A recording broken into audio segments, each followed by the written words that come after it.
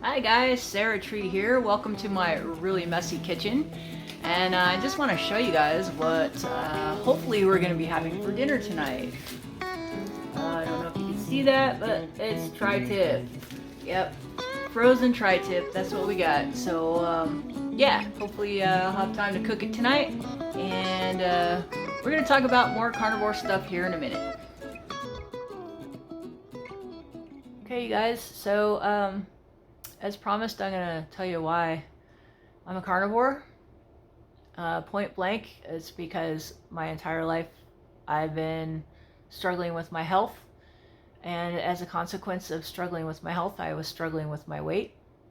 I was born overweight or obese, and I stayed that way throughout my life. Every once in a while, I would lose some weight, but it would always come back and it would be more. Um, didn't matter what diet I was on, we tried everything. You know, the doctors and my mom, when they were concerned, and they tried everything. They tried to make stuff better, and nothing worked. And I had a little bit of relief when I was 15 and I decided to become a vegetarian, and I stayed a vegetarian for 25 years. Um, but it was still a roller coaster, and more learning and more research and trying to figure out how to do it right. And back then, vegetarian food wasn't junk food. It was, you have to make it from scratch, or you have to be rich to afford stuff that tasted like vomit. So I never really did that. Most of the vegetarians I hung out with and knew, even if they had money, would make their own food. So we didn't really do vegetarian junk food. There wasn't vegan cheese or any of this garbage. The most we really had was Loma Linda burger. And the time that I did get enough money up once to try it, it was so repulsive that I never bought one again. And actually, my ex and I each took a bite out of it, because I said, I have to share this awfulness with somebody, because nobody's going to believe me that this tastes so bad. And he tasted it and said the same thing. Um, and he probably still talks about it as I do, because it was the worst thing I'd ever eaten in my entire life, was Loma Linda burger. Sorry guys, but your stuff is disgusting and you need to make it taste better. But anyway, so yeah, so I never ate like that. I always made everything from scratch. I even made my own tortillas and my own bread and stuff, until I figured out gluten wasn't good for me, so I quit doing gluten. And I was riding a vegetarian roller coaster for a long time. I'd go up and down in my weight, trying to figure out what to add, what to take away, and I always felt shitty. Sorry the bad word, but that's just the way it was. There was no, my baseline was, it was terrible. My entire life. As a child, I basically was born with joint pain and migraine headaches and ringing in my ears and all these other things that were bad, that probably was what caused me to gain my weight. Um, I don't know. There's things that I'll go into in other videos that make me. I have theories as to why all this stuff happened to me, and I just think that I'm like one of the canaries in the coal mine, because I was the fat kid, and the only fat kid for every place that I moved to, except for a couple of times. And these kids were just like me. They basically didn't even want to socialize, and they were just, ostracized so bad. And yeah, their quality of life was horrible, and their quality of life was bad because they were unhealthy, and there was things that they thought possibly that were normal that they couldn't say to their parents, just like me. And so nothing ever got helped, and they were bullied and everything else. And so the stress on top of stress on top of stress just made it worse. Their cortisol levels probably went through the roof, as did mine. And because I had to go to a new school every 3 to 6 months, that kind of stress was there. I mean, when you go to a new school, if you're the new kid, you get picked on anyways. I mean, until you make friends and stuff like that, you're gonna be picked on, and it's even worse when you're different. And so, and I was different. I was the only fat kid that I knew for, like I said, except for maybe one or two exceptions. And yeah, so it's, you got to help your kids, guys. If anything, if you get out of my stuff, if anything you get out of these videos, please help your kids, because they're not going to tell you all the stuff that's wrong with them, because they think it's normal, because they were born that way, or they don't remember not being that way, and so they think that everybody lives like that, and they don't have to live that way. I mean, I didn't know until I was 40 years old that young people didn't hurt. I thought that everybody hurt, like seriously, because when my friends started complaining about it and then wishing that they were kids again, now I understood why everybody goes, oh, I wish I was 20 again, or something like that. Well, I didn't feel good when I was 20. I never did. I didn't feel good my entire life, and I had joint pain my entire life, so I had no idea, you know. And I didn't get any relief until I became a carnivore, and it was purely by accident that I became a carnivore. And I've been a carnivore longer than Sean Baker. Okay, guys, I didn't even know it was a thing when I had to do it, because I was at my thread's end. You know, the vegetables and the plants that I was eating ended up having to be limited, because I was trying to mitigate all these symptoms that I was having my entire life, and I kept like researching, like, you know, oxalates. I was researching the oxalate thing way before all you guys. Okay, all you guys sitting there and talking about, like, you know, like Sally, you know, Norton, and all these people that talk about oxalates and lectins and all that kind of stuff. I read the papers before they did. I was already eliminating this stuff years and years ago, to the point where that's one of the reasons why I had to quit being a vegetarian, was because I had eliminated all these plants that were toxins, like toxic, to the point where there was nothing left to eat. You know, I was down to like green salads and stuff, and that was it. I had nothing, and I'm going, where am I going to get my protein? I guess I better start eating meat. And at my heaviest, I was a vegetarian. It was my 25th year of being a vegetarian, and I was over 250 pounds. And I was trying to eliminate all these toxins just so that my joints wouldn't hurt. I'm like, I give up on trying not to be fat, because according to like everybody, I'm eating the best diet in the world. So I guess I'm just supposed to be fat, but I really don't want to have all this joint pain. So I was like, all right, well, oxalates contribute to that quite a bit for a lot of people, and lectins and you know, salicylates and gluten and all this stuff. So I had already eliminated gluten like over 20 years ago. You know, like maybe 5 or 6 years into my vegetarian career, I was gluten free already. Stopped eating corn because of political reasons. My ex-husband and I found out about NAFTA and what they did with the corn in Mexico. You guys need to look that stuff up. And I said, forget your nasty corn. I'm not going to eat that either. And I never really liked corn that much anyways. So I was already corn-free and gluten-free way back in the day. And then, of course, I started studying about more stuff, because I've studied stuff my entire life, because I had a grandmother that had like medical books laying around her house and all this stuff. And I was so sick all the time. I was trying to figure out how to feel better. So I've been researching this stuff way before all y'all even thought about it. Trust me. Okay, yeah, and my Southern's coming out, because my grandparents were from Texas. So I'm going to tell you guys something. When I get passionate, that stuff comes out. Okay, but anyway, I digress, all right? So I was researching all this stuff, and by the time I had been a vegetarian for 25 years, I was basically on a limited diet, doing what everybody thought was supposed to be healthy, and I was getting fatter and fatter and sicker and sicker. So I said, well, I'm not getting any protein, and my muscles are getting flabby, so I'm going to have to start adding meat. So that's what I did. I started adding meat back in, and within the first year, not only did I lose 75 pounds, but my body composition got way better. You know, I got better muscles, and stuff started feeling a lot better. So I thought, hey man, this is cool. Let's just, like, you know, up it a notch. But my joints still hurt. They still hurt pretty bad, and I still had back issues or whatever. And so I decided, all right, I'm already low carb, and I was low carb vegetarian. So let's try keto, because I was starting to research about keto. So I tried keto, and I was doing all the good fats and all that kind of stuff. And then I found out really quick that coconut oil made me crazy. Like, it was terrible, because like there would be times when I couldn't afford to buy it, and I felt better when I couldn't afford to buy it. So I got myself off that, and I switched back to butter, and everything was better.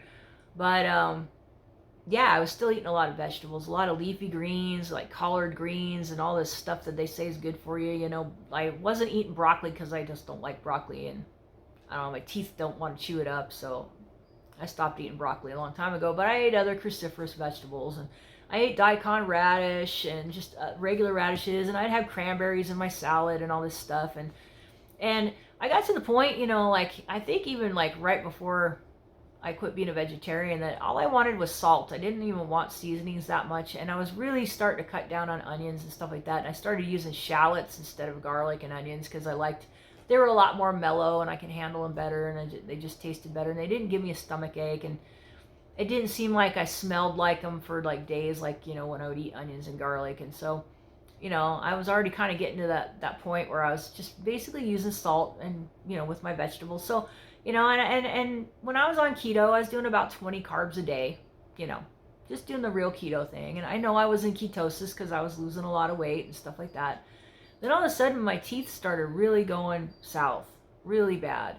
And I had had some, you know, dental issues throughout my vegetarian history and stuff like that, but nothing like this. It got pretty bad. My teeth started getting really loose and they started getting abscesses, and I started going to dentists and getting antibiotics, and nothing was making it better. And I thought, wow, you know, this is really bad. And the whole time I'm eating meat and I'm eating vegetables and all this stuff. Well, one day my body just said, no, okay, we're not eating this stuff anymore. My teeth got really loose. I couldn't chew anything. I couldn't swallow anything. I could barely swallow water. My body said, forget it. We're not doing this anymore. And so I stopped eating because I couldn't eat. And within a week, my teeth started feeling better. The abscesses started healing. And this is, mind you, I'm fasting. I'm not eating. I hadn't eaten in like a week, and my teeth started getting better. Okay. Not only that, but they stopped aching.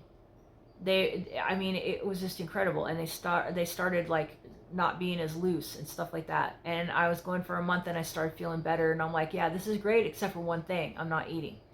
I'm going to die, you know? And something told me, well, you know, you had to take all these antibiotics. Maybe your gut's screwed up. You know, maybe you need to go get some raw milk, because at least it's some sort of food. You know, it's going to have some carbs in it and stuff like that, but it's got protein and nutrients, and it's got food, and it's got probiotics, and it's liquid, so you might be able to do that. So that's what I did. And the first week I drank water and 1 pint of milk, or like, yeah, I think it was a pint. And then I worked my way up to a half gallon a week, and then a gallon a week. And then I got to be like, it was like 3 gallons a week. And that was stabilizing me. And I was getting better, and I was getting muscle tone, and my teeth were getting better, and they were getting whiter. Even my friends, they were like, what did you do? Your teeth look so pretty, you know, and all this stuff. And the dentist that I was going to, that the only one that I could find that didn't want to pull my teeth out, all of my teeth out at the time, said, what did you do? Your cavities are arrested. She said, I've only seen this in children. I don't know what you're doing, but keep doing it. So that's what I did. And I was drinking this milk for like 6 months, you know, and I was getting better, and I'm thinking, man, this is weird, but I guess I have to live off of milk. And I didn't have any like gut issues with it or anything, because it was like unpasteurized raw milk, and it was really good. And so I was just feeling really good and getting healthy, but I still had, you know, some joint pain, but I figured, hey, I had it my whole life, you know, no big deal, you know. And that's the only reason why I talk about it, was because this is how shocking this stuff is going to be getting here in a second. But you know, and I still had like back issues, but not quite as bad, and my teeth were getting better. So I was just happy that my teeth were getting better and I wasn't starving to death. And I was really thin at the time, you know, and everybody kept commenting about how thin I was. And I'm like, it's okay. You know, I'm just working hard or whatever. And I'm going to school and doing all this stuff. And I didn't tell anybody this stuff was happening.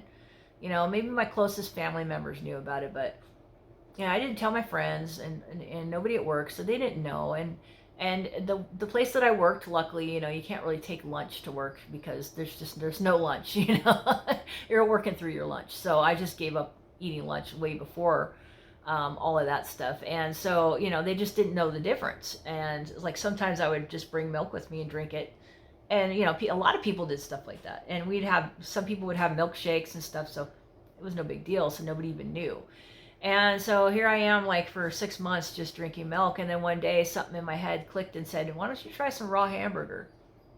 Like a voice just like that. It was God or something. And they said, just try some raw hamburger. And luckily for me, I still had some meat in my freezer, because I don't throw food away, you know, because I was hoping maybe I could eat it again someday. And stuff's pretty good in the freezer for a long time. So my freezer was still full of meat. So I was like, all right. So I thawed some meat out. And that night at dinner time, I had my glass of milk and I tried a little piece of meat, and I was fine. I chewed it up, I swallowed it, it was great. I almost cried because it was the first solid food I'd eaten in like 6 months. And yeah, and then I just went from there, and I slowly like upped my meat intake and cut out my milk intake. And I became a raw carnivore. I was a raw carnivore for like 2.5 years. And then I figured out, I could cook my food a little bit as long as I incorporated raw. And that's another thing too. Even when I was a vegetarian, if I didn't, or any diet that I was on, if I didn't have something raw, like raw lettuce or raw vegetables in, every single day or at least every few days, I didn't feel my best.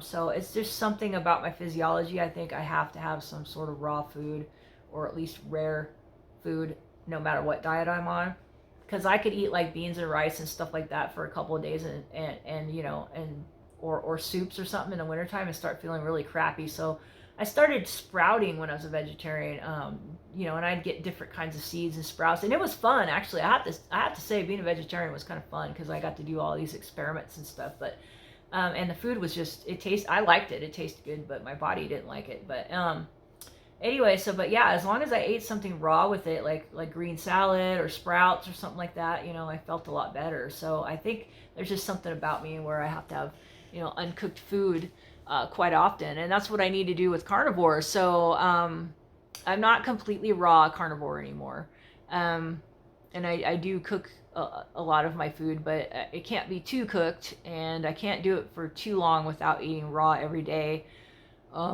Excuse me. And I too do consume a lot of raw liver.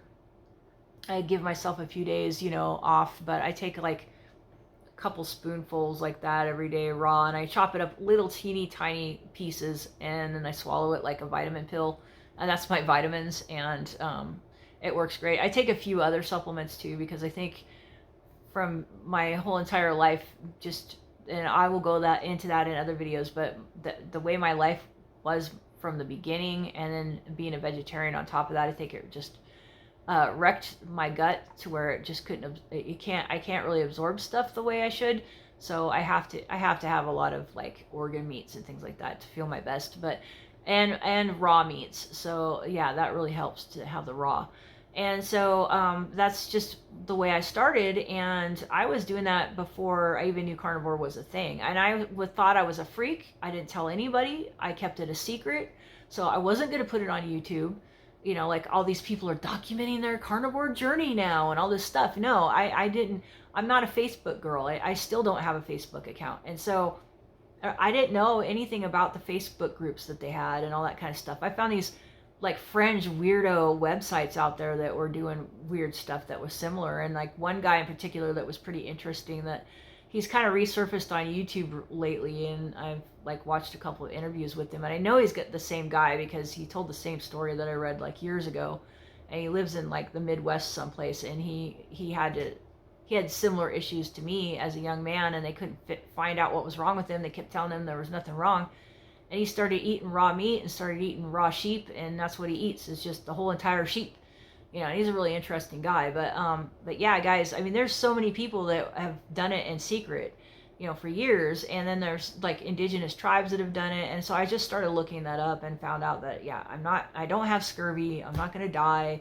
I get pretty much all of the nutrients that I need from meat, and especially if I eat raw meat every once in a while, or rare meat. So that's what I do now. I'm not completely raw, but it is something that I do fall back on if I need to. Like we're going to be going on a trip here pretty soon, and so I'll probably do a couple days of raw or something like that. Or if I'm feeling like crappy, then I'll do that. Yeah, and I just keep that in my pocket for when I'm feeling not so good. I'll just go all raw for a few days, maybe sometimes a few weeks, and then I'll go back to cooking my food a little bit. And but all the while, I mean, pretty much it's just meat and salt. And if I do eat poultry, it's fully cooked, but it's like maybe once or twice a month that we have chicken or something like that. And every once in a while I'll eat fish, but not so much anymore. And but yeah, for the most part, for the past 8 years, I've eaten pretty much red meat, and I'm fine. I mean, I have, I'm better than I was, and so that's why I'm a carnivore. I'm going to do a video about this experiment that I did recently, because this video is getting long. I'm not going to put it into it, but I did the experiment that everybody does when they're first starting out as carnivores. They try to reintroduce food and then see what happens and see if they can go back to eating regular food or if they have to stay a carnivore. I never did that because my experience was just so traumatic, and like I was just scared to eat anything else, that I never did it. And now that, you know, I had been a carnivore for like 7.5 years, so I decided to try an experiment where I reintroduced some stuff, and I basically was really strict keto. I was more ketovore, is what they call it nowadays, than actual keto. So yeah, so I will talk about that in another video, because this video is too long. But anyway, guys, that's why I'm a carnivore. Hopefully that sheds some light. Not every carnivore is out there just trying to be a super duper athlete or get clicks on YouTube or whatever. It's not about, you know, that kind of stuff at all. Sometimes it's about like sheer survival. Some people just really need to fix whatever is wrong with them, and carnivore is the only thing, you know, just like Michaela Peterson. I mean, I didn't know anything about her for at least a year or two after doing my thing. So, you know, yeah, I was hanging out there in the wind all by myself. So I figured carnivore is getting to be pretty big now. There's a lot of information out there and a lot of people talking about it. But I feel it's my duty as a longtime carnivore and somebody that's talked about it here and there on their channel to kind of shed a little bit more light. So we're going to be doing, hopefully, if I can fit them in and all that kind of stuff with my schedule these days, fit it in and like, you know, talk a lot more about it and explain some stuff and some theories that I have. And they're just theories, and like I say all the time, do your own homework, do your own research. Don't believe me, don't believe the gurus, don't believe the internet. Cross-reference. That's what you need to do. Read books, read websites, listen to people, but cross-reference, and then see where it takes you first. Please do your homework. All right, you guys, with that, I'm out of here. I'll talk to you guys later. Thanks for watching. Have a great day. All right, see you on the next one. Bye. Okay, the way I thaw these guys out is I just stick them in a bowl of water. See, like this. Hopefully you guys can see that in the frame. Just a bowl of water. Thaws them out really quick.